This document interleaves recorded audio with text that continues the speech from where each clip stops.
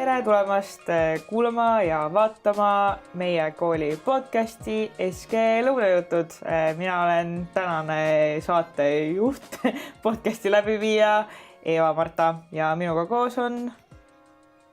Lisette.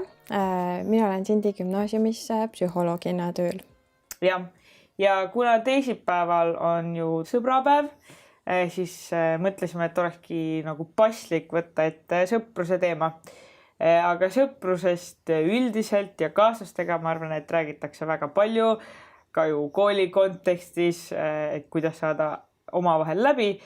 Küll aga minu arust väga palju vähem räägitakse sellest, et kuidas saada läbi endaga ja kuidas olla endaga sõber. Ja kuna Lisette on tõesti selle teema ekspert, siis sellepärast ta sõna siin ongi. Aga alustamegi siis väga lihtsa küsimusega. Mida tähendab olla endaga sõber? Ma arvan, et see tähendab seda, et kui suudad võtta ennast sellisena, nagu sa oled, suudad ennast ka aktsepteerida sellisena, nagu sa oled, et tõesti olla rahul iseendaga täpselt nii, nagu ma parasjagu olen. Et see võib-olla ongi see endaga sõbraks olemise mõte siis või see point seal taga. Kas see erineb kuidagi sõprusest, mis sul on teiste inimestega või mis selle nagu vahe on? No ma arvan, et võib-olla vahel on endaga sõber olla isegi raskem või et võib-olla ka me ei mõtle selle peale, et endaga võiks ka olla hea sõber. Aga põhiliselt ega seal ju põhimõttelisi erinevusi ei ole, et me võiks oma teisi sõpru ka aktsepteerida sellisena, nagu nad on, neid austada, nendega olla ausad ja siirad ja tõesti tahta neile parimat, et siis vahel võib-olla endale tahta parimat või endaga olla sõbralik ei mõtle, et see ka oluline on, aga et põhimõte on sama, aga jah, võib-olla me ei mõtle selle peale nii palju. Aga kuidas ma üldse saan seda teha või kuidas ma nagu saan tunda seda tunnet, et ma olen endaga sõber, et mis selleks nagu tegema peaks ja teha saab? Kõigepealt ma arvan, saabki teadvustada endale seda, et kas ma aktsepteerin ennast, kas ma võtan ennast sellisena, nagu ma olen või üks asi, mille järgi saab seda võib-olla aru, on selline sisekõne või isegi kuidas ma endast mõtlen, et kas need mõtted on sellised sõbralikud, kas need mõtted on pigem sellised, et ma ei tea, kuidagi pahandad endaga või suhtud endasse siis selliselt kaastundlikkusega ja sellega, et eksimine on näiteks okei või on see, et kui on mingisugune eksimus, et siis see näitab kuidagi, et ma olengi väärtusetu või halb. Et siis üks võib-olla selline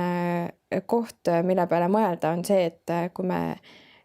sisimas nagu endaga vahel võib-olla pahandame kohe, kui me midagi valesti teeme või võrdleme kellegagi ennast ja siis näeme, et meie ikka ei ole päris nii head kui keegi teine, et siis tasub mõelda, et kas ma oma parimale sõbrale ka nii ütleksin või ma oleks temaga kuidagi ma ei tea, mõistvam ja võib-olla kaastundlik või lohutaks või prooviks talle näidata mingisuguseid teisi aspekte, et siis miks me nagu endasse teistmoodi peaks suhtuma. Ja mul on ka nagu psühholoogi juures seda öeldud, et näiteks kui ma räägin mingist olukorrast, et kui sinu sõber räägiks sulle sama asja, kuidas sa talle vastaks, et see on minu arust hästi nagu lihtne, et siis aru saada sellest vahest, et kuidas sa mõtled endale ja kuidas sa täpselt samas olukorras, mida sa ütleks oma sõbrale, kui tema midagi sellist sulle ütleks. Just. Kas see, kuidas me endasse suhtume või suhe meil on endaga, kas see mõjutab kuidagi suhteid, mis meil teiste inimestega on? See võib küll mõjutada, et ühtpidi näiteks, kui meil on kuidagi oma peas selline, võib-olla me näiteks ei saa iseendaga nii väga hästi läbi, et siis meil on võib-olla raske näha seda, et teised tahavad meile head näiteks või kuidagi, et võib-olla me ka tunneme ennast kuidagi alaväärsemana ja siis võib-olla ise kuidagi tõmbume eemale, aga see võib ka teistpidi olla, et kui me iseennast ei väärtusta, et siis võib-olla me nagu ka ei sea selliseid piire või kuidagi, et mis on minu jaoks see, mis on okei ja mis ei ole ja kuidas minuga võib käituda või et noh, et kuidagi oleme liiga palju võib-olla teiste jaoks olemas, aga jätame ennast siis kuidagi kahe silma vahele. Aga mis see ka jällegi teeb, on see, et tegelikult ju sisimas mingisugune rahulolematus kasvab, et mina ei saa oma selliseid nagu vajadusi täidetud ja olen ainult sõprade jaoks, et siis samamoodi tegelikult see ei ole nagu pikas perspektiivis midagi sellist, mida me tegelikult tahaks, et selline sisemine rahulolematus ilmselt ikkagi kasvab sellega. Kas see suhe, mis meil on endaga või see sõprus, kas mina olen ainukene inimene, kes seda mõjutab ja saab kuidagi suunata või seda mõjutavad ka inimesed, kellega ma olen ennast ümbritsenud? See on natukene mitmet pidi, et ühtpidi kõige rohkem me ikkagi oleme ise vastutavad selle eest, milline meie suhe on ja me saame seda ise muuta, aga teistpidi näiteks võib-olla on kuskilt kasvatusest või lapsepõlvest näiteks tulnud ka see, et kuidas me oleme harjunud endast mõtlema või kuidas seda meile on õpetatud ja samamoodi võib olla see mõjutaja võib olla mingisugune sõpruskond, et selles suhtes on see mõju mitmepoolne, aga noh, hästi oluline on ikkagi endale meelde tuletada, et tegelikult mina ise saan seda kõike nagu, et noh, ohjad on lõppkokkuvõttes minu käes neid asju muuta. Aga kuidas ma üldse saan sellest aru, et kas need sõbrad või need inimesed, kes mu ümber on, et kas nad mõjuvad hästi mulle ja sellele sõprusele, mis mul endaga on või vastupidi halvasti, et kuidas me sellest aru võiks saada? Noh, võib-olla ongi, et kes see hea sõber siis on selline,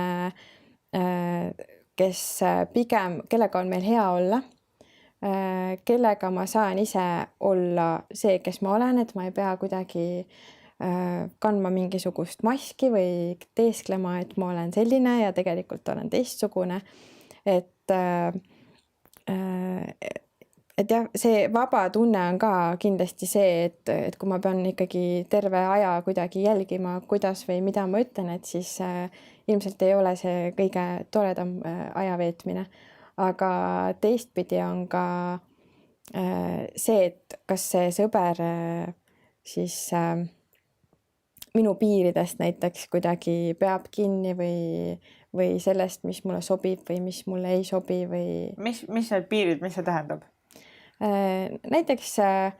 meil on kõigil mingisugused asjad, mis on võib-olla naljakad, me koos naerame, kõige lihtsam näide. Ja siis on mingid asjad, mis kuidagi lähevad selles mõttes üle piiri, et noh, ei ole enam naljakas, aga võib-olla teen ikkagi head nägu või kuidagi, aga samas kui ma olen ka selgelt öelnud, et see ei ole minu jaoks naljakas või kuidagi või mingisugune asi ei ole okei, et võib-olla ka muudes lähedussuhetes, et siis kas see on kõige parem kaaslane või meist hooliv kaaslane, kes kuidagi noh, meelega läheb üle selle piiri, et jah, hästi oluline on ka see, et me väga selgelt nagu ütleks, et mis on meie jaoks see, mis on okei ja on äge ja tore, aga teistpidi jah, et kui neid nagu ületatakse kuidagi tahtlikult, et siis noh, kas see on see, kuidas me tunneme ennast hästi, et ilmselt mitte, et siis see on nagu meie piirist üle läinud. Mulle tundubki, et inimesed ju kogemata vahepeal lähevad mingitest piiridest üle, sest väga raske on aru saada, mis on teise inimese piirid, aga võib-olla see vahe ongi siis seal, et mis on nagu kogemata ja mis on tahtlikult kellelegi haiget tegemine. Et ka kõige parem sõber võib vahepeal kogemata sulle haiget teha, sest lihtsalt inimeste vahelised suhted on sellised, aga kui keegi teeb sulle nagu meelega haiget, et siis see ei ole okei. Jah, just ja kui mingid kokkulepped kas või noh, ütleme sõprussuhtes on ilmselt üsna noh, kuidagi iseenesest mõistetav ka, et on näiteks selline lojaalsus või siis selline mingite saladuste pidamine, et siis jah, võib-olla juhtub, et kuidagi kogemata eksitakse nende vastu, aga sel juhul tulekski oma viga ka nagu selles mõttes noh, ausalt tunnistada ja vabandust paluda ja no mitte kindlasti sedasi, et palun vabandust ja teen järgmine kord samamoodi, et jah, me kõik oleme inimesed ja kõik me teeme vigu, et sinna vastu ei ole mingit rohtu. Aga lihtsalt see, et tunnistada seda, kui me oleme eksinud, et noh, ma usun, et üks õige sõber seda võiks teha või peaks tegema. Et mitte jah, tahtlikult kindlasti mingeid piire ületama ja haiget tegema või mingeid kokkuleppeid murdma. Aga kui ma näiteks saan aru, et ongi mingi inimene mu elus, kellega ma suhtlen, kes tegelikult ei ole mulle hea sõber ja kes ei aita nagu minul ka endasse hästi suhtuda või kes kuidagi mõjub halvasti mu näiteks enesekindlusele või minapildile. Mis ma siis üldse teha sellega saan või mida ma tegema peaksin? No esiteks võikski mõelda, et kas ta siis on ikkagi nagu sõber, kui kuidagi nagu mingisugused sellised asjad, mis nagu kuidagi sõbralt ootad, et kui tema nagu ei tee neid. Aga teistpidi ongi, et alati on võimalik, et võib-olla on mingisugused arusaamatused, kogemata kuidagi mingisugused teod ja võib-olla see tuleb ka sellest, et me ei ole öelnud näiteks, et kuidagi selline mis meil ei sobi või mis teeb haiget, et siis võib-olla see ongi see sõber nagu ei tea, mis ei ole okei. Aga teistpidi, kui on ikkagi selline, kui ta ei suuna meid sinna paremuse poole või kuidagi, et pigem on mingisugused, ma ei tea, tõmbab kaasa mingisugustesse asjadesse, kuhu ei peaks tõmbama või et siis võib-olla tasubki mõelda, et kas ma saan kuidagi ise seda olukorda muuta, et seda sõpra nii-öelda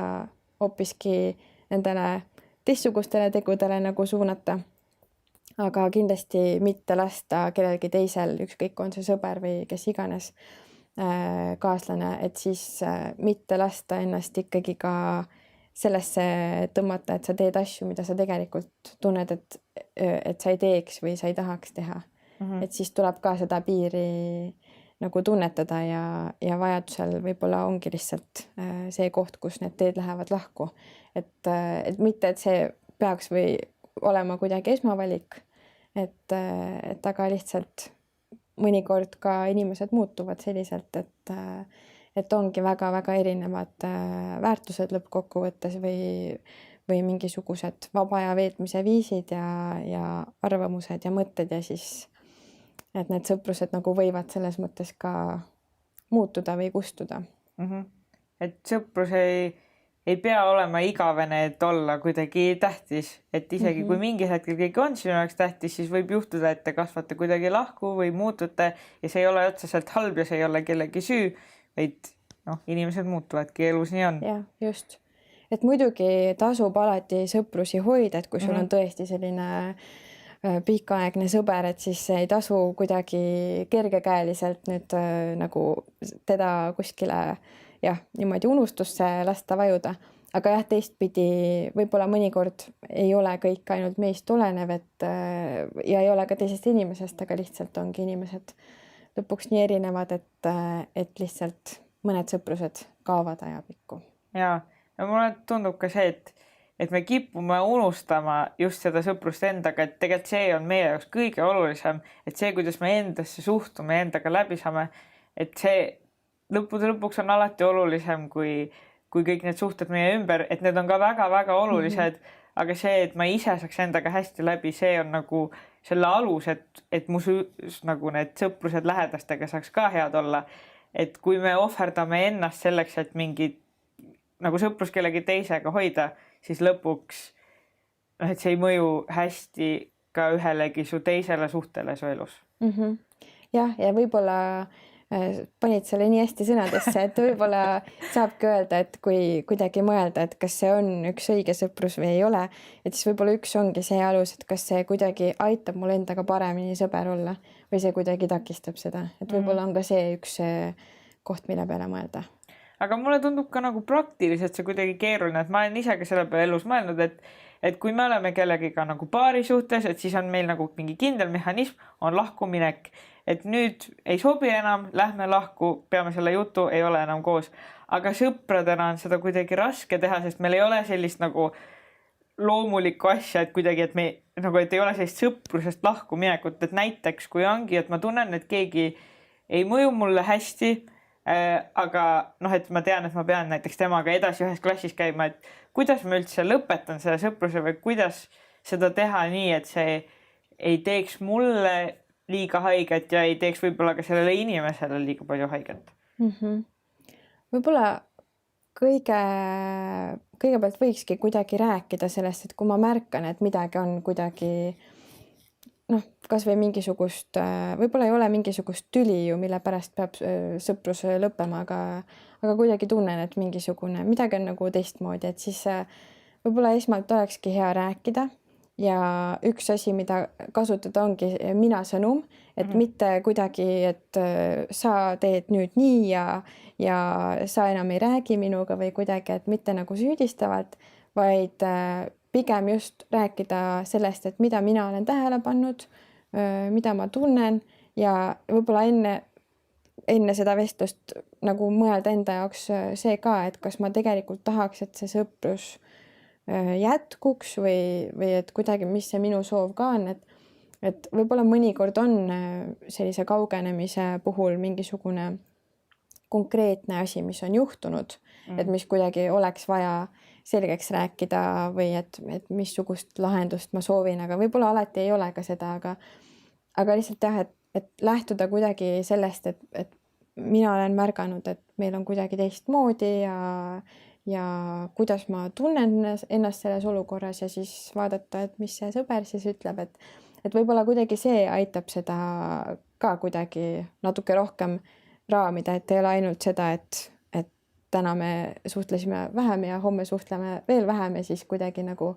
ei saagi aru, et mis toimub, aga et võib-olla saab ka niimoodi kuidagi seda olukorda lahendada ja mingisuguse sellise noh, mitte lõpplahenduse, aga et lihtsalt kuidagi natukene jah, raamida, et mis siis täpselt on, et mida võib-olla teine inimene näeb, et hästi tihti on tegelikult mingid olukorrad, kus on hästi palju lihtsalt mingisuguseid valesti mõistmisi või arusaamatusi ja me alati ei mõistata välja, millest need tulnud on, et võib-olla me olemegi midagi ise öelnud või teinud, mida keegi teine on kuidagi teistmoodi võtnud ja siis kuidagi mingid asjad hääbuvad, et noh, see aitab lihtsalt mingisugused arusaamatused nagu selgeks rääkida, kui neid on ja kui neid ei ole, siis vähemalt saab ka selgeks, et neid ei ole. Jah, see on väga hea konkreetne soovitus, et mida teha siis, kui sul on kellegi teisega see sõprussuhe, aga kas sul on ka mingeid konkreetseid soovitusi, et kuidas siis olla endaga hea sõber, et mis ma nagu tegema pean, et sellised asjad nagu enda aktsepteerimine ja endaga lahke olemine, et need tunduvad kuidagi hästi abstraktsed, et ma saan enam-vähem aru, mida see tähendab, aga mida ma siis teen, et seda nagu tunnet tunda või sinnamaani jõuda? Esimene asi, mida võiks nagu, millele võiks tähelepanu pöörata, on see, et märgata, kuidas ma endast mõtlen või endaga räägin, et see iga asja puhul on see märkamine esimene, et kas mul on kuidagi mingisugust sellist, ma ei tea, pragan endaga muudkui mõtetes või kui midagi läheb nihu, et siis on kõik, ma olen täitsa nagu läbi kukkunud või et kuidas ma mõtlen endast ja kuidas ma nagu eksimuste puhul, et kas ma näen neid kui suuri läbikukkumisi või ma näen neid, et kui õppimise kohti. Et see on esimene võib-olla ja siis näiteks proovidagi muuta seda juhul, kui on mingit sellist pragamist, et siis kuidas oleks hoopiski kasulikum endaga rääkida, et võib-olla hoopis esiteks ongi see aktsepteerimine ja vigade noh, selline, et vead on okei, et nagu me oma sõpra võib-olla lohutaks siis ennast ka, et noh, see on okei, et kõik ei saagi näiteks esimesel korral välja tulla ja nagu harjutada neid selliseid heasoovlikke lauseid enda vastu ja võib-olla ka mitte ainult see, et kui on mingi, ma ei tea, põhjus, et midagi läks nihu, et siis ma tegelen sellega, aga miks mitte näiteks ennast kiita siis, kui midagi hästi läheb, et hästi tihti me jätame selle poole ära, teistega suheldes ka, et kui midagi on hästi, siis tihtipeale millegipärast seda ei öelda, aga endale öeldakse veel vähem, et siis miks mitte nagu ennast ka kiita, et ma ei tea, täna see asi läks väga hästi näiteks või kuidagi midagi sellist head endale öelda selle asemel jah, et ainult analüüsida, mis ma valesti tegin, et siis mõelda selle peale ka, mis ma hästi tegin. Et ka see aitab ennast nagu paremini tunda ja kuidagi võib-olla jah, endaga paremini sõber olla. Mina olen proovinud teha seda ka vahepeal, et nagu teadlikult veeta endaga aega, et kõik inimesed on mingi hetkedel üksinda, aga tavaliselt kui sa oled üksinda, siis sa nagu ei mõtle selle peale, et ma nüüd olen nagu endaga, et kuidagi vahepeal ka lihtsalt nagu sa läheksid näiteks sõbraga kuskile välja, lähed endaga välja, näiteks lähed üksinda kohvikusse ja veedadki endaga aega. Minu arust sellised hetked ka nagu tuletavad sulle meelde, et see sinu suhe endaga ei ole ka kuidagi iseenesest mõistetav, et see on ka mingi asi, mida sa pead nagu, mille kallal sa pead töötama ja vaeva nägema nagu sõpruste ja suhete teistega. Ja see on ka väga hea soovitus, et tõesti võtta endaga olemiseks ka aega, kas või teadlikult, et täna mul ongi õhtu iseendaga ja ma ei tea, kas või vaatan iseendaga mingit head filmi või mis iganes, et meil oleks ka iseendaga hea olla, et mitte see, et alati peab mõni teine sõber kuskil olema, et me ennast hästi tunneks, et see on hästi-hästi oluline tegelikult iseendaga ka olla ja aega võtta. Ma just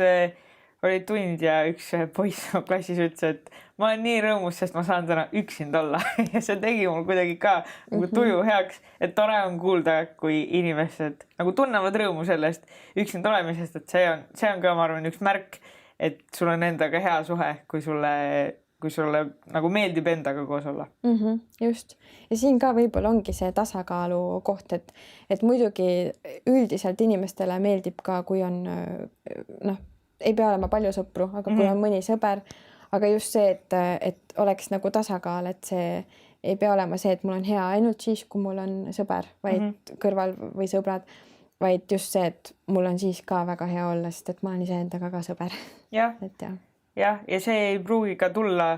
niimoodi kohe, et see on ka ju nagu kõik suhe, mis vajab palju tööd, et ka võib-olla ei tasu ennast liiga halvasti tunda, kui sa praegu ei ole endaga seal kohas, et see on ka asi, mis võtabki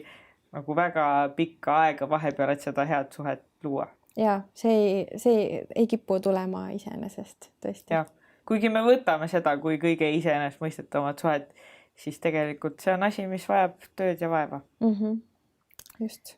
Aga jah, vist siinkohal ongi paslik lõpetada, et öelda jälle inimestele, et veel tööd on vaja teha. Keegi ei taha meil seda kuulda, aga see on niisugune hea töö, millel on lõpuks hea vili.